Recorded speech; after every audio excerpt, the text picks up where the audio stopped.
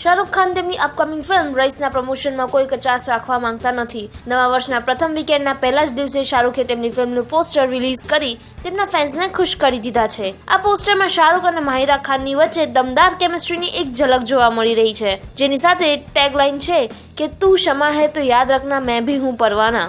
શાહરુખ ખાનની આ film most awaited ફિલ્મોમાંથી એક છે અને ખાસ કરીને શાહરુખના ફેન્સ આ ફિલ્મની આતુરતાપૂર્વક રાહ જોઈ રહ્યા છે.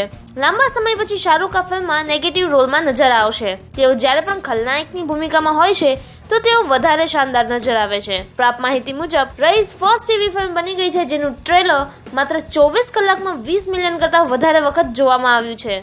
એક દિવસમાં યુટ્યુબ, ફેસબુક અને ઇન્સ્ટા બધી જગ્યા પર 20 મિલિયન કરતાં વધારે લોકો તેને જોઈ ચૂક્યા છે. બોલિવૂડમાં આવું પ્રથમ વખત થઈ રહ્યું છે કે કોઈ ટ્રેલરને આટલા બધા દર્શક મળ્યા છે. બોલિવૂડ અને પોલિટિક્સની લેટેસ્ટ ન્યૂઝ માટે અમારી ચેનલ સબસ્ક્રાઇબ કરો વિશ્વ ગુજરાત.